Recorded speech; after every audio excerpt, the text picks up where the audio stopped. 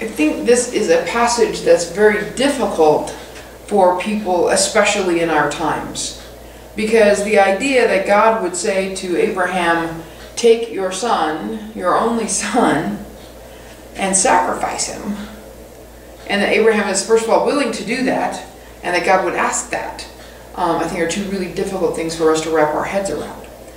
Culturally, and just, especially if you have kids, it seems like a really, really difficult passage. And there are a couple of things I want to point out today about this passage, and one of them is about us and how we read the passage. One of the things that historians talk about a lot is presentism. That is, that we look at historical texts and historical stories and that sort of thing, but we do it as 21st century people, because that's who we are. So we look at that text and go, wow, how can anybody do that, right? Because we are thinking as we think. We have this really difficult struggle putting ourselves in someone else's place historically, okay?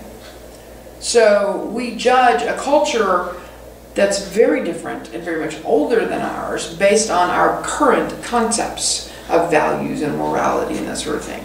What I want to suggest today is that we put this story in its historical context and read it not with 21st century eyes, but understanding it from the point of view of a people who might have actually done these things.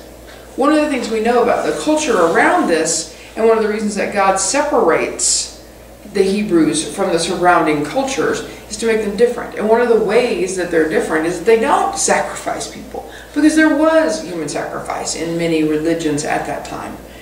There were in South America, there were in the Middle East. It's not uncommon to find the idea of human sacrifice in human history, right? Now, I don't think it's a good idea. I don't really think God thinks it's a good idea either, because God created us, right? But to a people who lived surrounded by those cultures, this would not have been that foreign a concept. So we have to put it in that sort of context as well, right? The other thing to realize is that this story too was not written down by someone who's watching this happen. So when we read that Abraham said this and Isaac said this, we already know these are not direct quotes. This is part of a story, okay?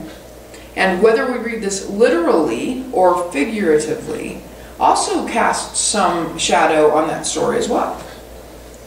Did Abraham literally take his son Isaac and literally try to fulfill God's command to sacrifice him? I don't know the answer to that. But it doesn't change the fact that there are lessons that we can draw from the willingness to be so obedient that a man would give everything that he had. So, a couple of things to pay attention to there as well. So Abraham has been called by God. Now, Abraham's been dealing with God for a while. This is the same guy whose wife is 90 years old when he finds out that he's going to have a child, and she cracks up laughing because really she's 90, right? It's kind of funny. And they do, in fact, have a child, and they name him Isaac, which means laughter. So we have built this entire background in order to understand this story. And that background involves Isaac being so precious to his parents because he is this only son, and he is this promise that was fulfilled in a very miraculous way. So we have all of that background that leads us to this story. And the story is about, at its essence, are you willing to give God what's most important in your life? And if we can understand the point of the story without getting caught up in the details of whether or not somebody actually literally would have offered their child, right? Then I think it's easier for us just to understand the truth of the story. In part because I don't believe that God called anybody to sacrifice their son literally, even if we assume that this is only a test. But think about for a moment, what is most important in your life? And what if God called you to sacrifice that most important thing? To give up, to be willing to offer that most important thing to God? I believe that in our culture it's really difficult for us to wrap our minds around what that really means. But I know that there was a moment for me several years ago when this particular passage took on new life and new meaning in my own life. And that was when my child was under a year old. And we were dealing with some very, very intense custody issues. And there was a moment when I was sitting in a sanctuary at church, and I really, for the first time, got this story.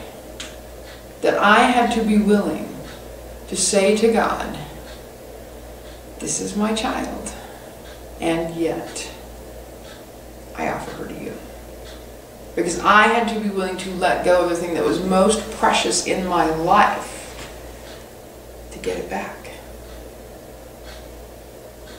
And that was an incredible moment. It was, I'm not going to tell you this wasn't difficult. It was probably the most difficult period of my life.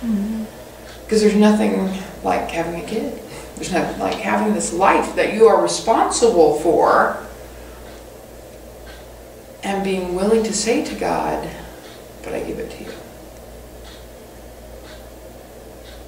Whatever that is. Is it a relationship? Is it a career? Whatever it is that's central in our lives, being willing to say to God, I'm giving it to you. And I do believe that in a sense God calls us to do that. Not because God is going to test us and see how wonderful we are. But because when we do that, when we are willing to say, whatever I have, God, I give to you, then God can take that thing that we love and make it an even greater blessing.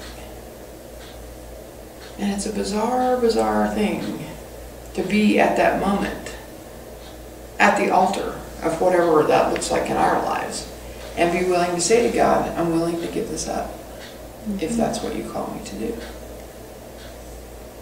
And I don't believe that it's God testing our faith. I think it's us testing God. Because in that moment, we have to decide, do we really, on the most basic, primitive level, do we trust God? Because I do not believe that God is ever going to call us to do something, to give something out, that is in any way going to hurt us. Because I believe very much that God wants the best for us, that God has called us to prosper, not always financially, that's gotten perverted a lot in the last few years, but to prosper in the ways that count. And when we're willing to give up whatever that is to God, we also have to understand that doesn't always mean giving it away. See, if I come and I say, okay, God, my career is incredibly important to me. That's who I am. It's what I life is centered on. But I'm willing to say, God, you take it. I'm not saying God's suddenly going to become the historian. But what I am saying is, God, you take this and you shape it and you make it what you wanted it to be all along. Because then when I get it back, it's going to be, in this amazing way, what it should have been all along. And it's going to be beautiful and it's going to work better. And that, I believe, is what is being called for. I believe we are testing God in those moments. And the cool thing about that is God always comes through. See, Abraham was testing God in that moment. God, I'm willing to do this, but I got to trust that you're willing to make it work out in a way that I cannot possibly understand. And God came through. So I think sometimes we read that story backwards, as though God is testing Abraham's faith, and maybe on some level that's true. But Abraham is testing God to the point where he's willing to lay his son on that wood and raise that knife and trust somehow God's going to take care of this. Right? Have you been at those moments in your life when you've had this really difficult situation? You're like, I have no idea how this is going to work out. Because this just stinks. But I'm willing to give God the benefit of the doubt. I'm going to keep moving. I'm going to keep going forward and hope that somewhere along this line God's going to fix this. And God comes through. And sometimes it's not the ways we expect. Sometimes God does things in ways that are different than we ever would have planned. So I think there's a reason we don't see the future. I will tell you why I don't see the future, because I would mess it up. Okay? If I saw all the steps to come, I would tweak it along the way, and I'd be, oh, this is a much better way. I think I'll try this, right? I would totally mess it up. But if I'm willing to take just the next step, and trust that God sees the rest of the staircase in the fog that I don't see, then things work out. And I think that's very much what this story is about.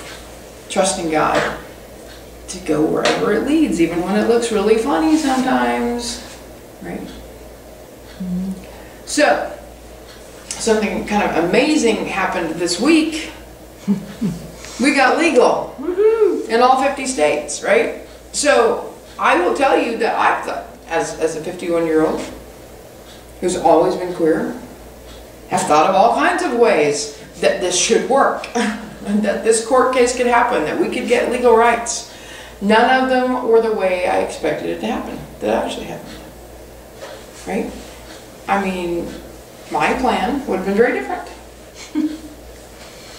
And yet, there's a lot of strength in the ways that this particular ruling came down from the court that are far better than the ways I would have thought about.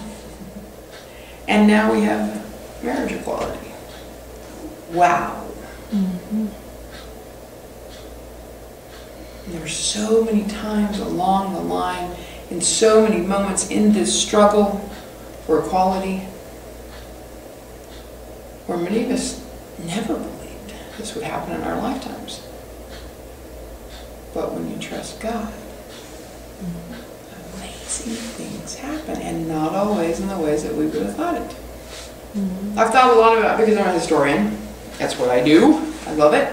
I've thought a lot about what it must have been like for our African American brothers and sisters in the 60s when we finally got civil rights legislation on that federal level. After that long, hard struggle, the marches and the sit-ins and all of the things that went into, and the sacrifices, quite literally, that went into that struggle. What must it have been like for that community to have finally been seen as human beings by our legal system? And here we stand in a very, very similar situation where the court has said, you're human beings and you deserve the rights that human beings have in this country of ours. And the similarities between that, and how, you know, Martin Luther King Jr., when he was doing his work, the way that came about, the way that civil rights came about, might not have been the trajectory that he would have foreseen. It might not have been the plan that he would have made. But because he was willing to follow wherever God led, in whatever funky little path that took, things worked out. And don't get me wrong, we're not done. We have so much to do in race relations and civil rights. And now we are legally married in 50 states, but we are not done. We have work to do in workplace discrimination, in ending homophobia, in making sure that our kids don't get sacrificed on the altar of hate. We have work still to do. But just like we trusted God to get us here, we trust God to do the next step too. And we have work to do in that. We get to carry the wood. We get to carry the fire. We get to carry those things that prepare us for whatever lies ahead. But we trust God to provide whatever it is that we need to get there. And that, I think, is really the story of this, what we call this, the offering or the sacrifice of Isaac. It's the willingness to say, okay, God, I don't know. I don't know how this is supposed to work, but here's what's important in my life. And I'm going to give it up to you. Truly give it up. Not pieces of it, not just a part of it, and not go, oh, nope, need it back. But truly surrendering to God what is most central and important in our lives, knowing and trusting that when God gives it back, it's going to be the most amazing, beautiful thing in our lives. And that, I think, is the story of Isaac. Not that there's some angry old God who wanted Abraham to sacrifice his son. That, I don't believe, is the story. And I think reading it in context, without our present 21st century eyes, if we put it in the larger context of who God is, it becomes a beautiful story. Because God's a beautiful God. God's a beautiful rainbow people. And we get to celebrate that this week. Amen.